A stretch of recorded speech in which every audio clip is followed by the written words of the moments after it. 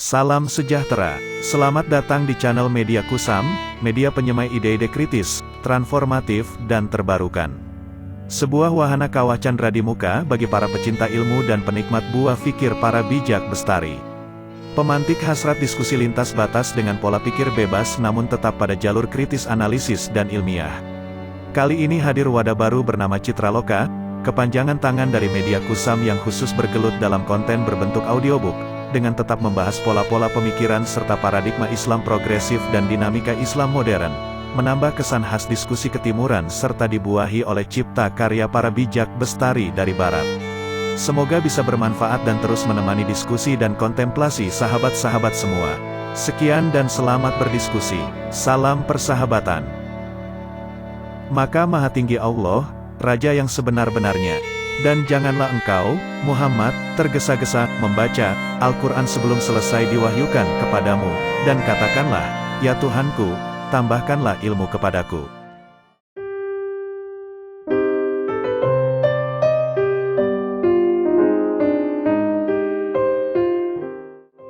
Islam lahir pada awal abad ke-7 di Mekah dan segera mengalami ekspansi yang sangat cepat pada masa-masa selanjutnya. Di samping ekspansi kekuatan politik, Islam juga menyaksikan perkembangan peradaban yang ditandai dengan lahirnya intelektual Islam. Para ahli menilai pesatnya perkembangan itu sebagai fenomena kemajuan Islam. Sebagian ahli juga menyatakan bahwa kemajuan ini mulai surut sebagai akibat serangan Al-Ghazali terhadap para filsuf dan ilmuwan. Oleh karena itu, Al-Ghazali dianggap sebagai penyebab kemunduran Islam. Padahal, sebenarnya terdapat banyak faktor penyebab kemunduran itu, di antaranya politik, ekonomi, dan sosial, yang saling terkait. Kelemahan dalam berbagai segi kehidupan umat Islam mencapai titik yang paling menentukan ketika bangsa Mongol memorak-porandakan kekuatan Islam pada abad ke-13 Masehi. Harun Nasution menyatakan bahwa secara garis besar sejarah Islam dapat dibagi ke dalam 3 periode besar, klasik, pertengahan, dan modern. Periode klasik merupakan zaman kemajuan. Periode ini terdiri atas 2 fase.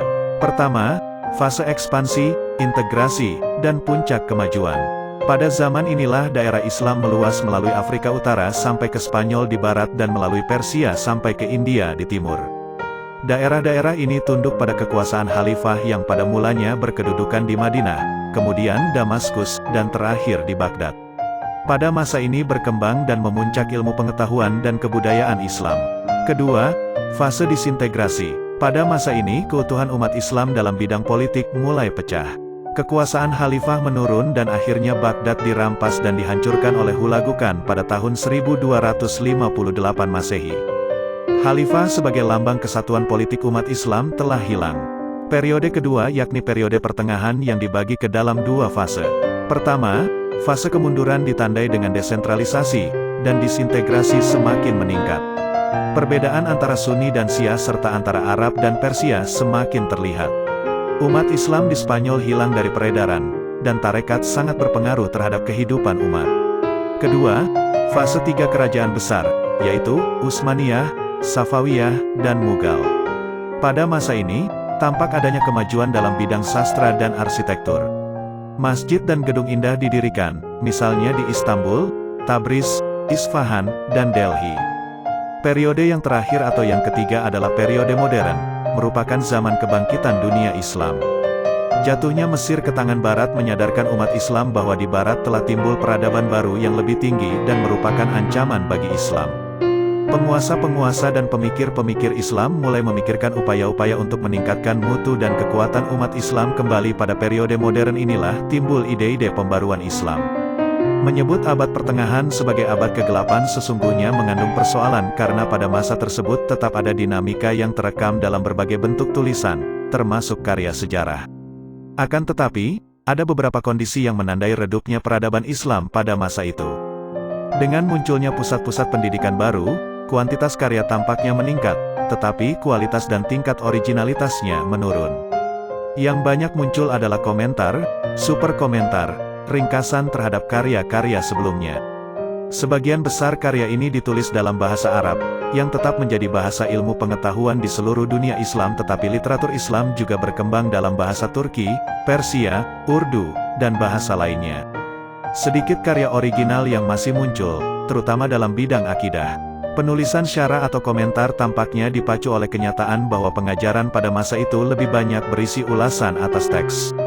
Langkanya originalitas, kekakuan, dan konservatisme dalam karya-karya agama, disertai dengan rendahnya tingkat kemajuan budaya di lain pihak, telah memunculkan berbagai pandangan.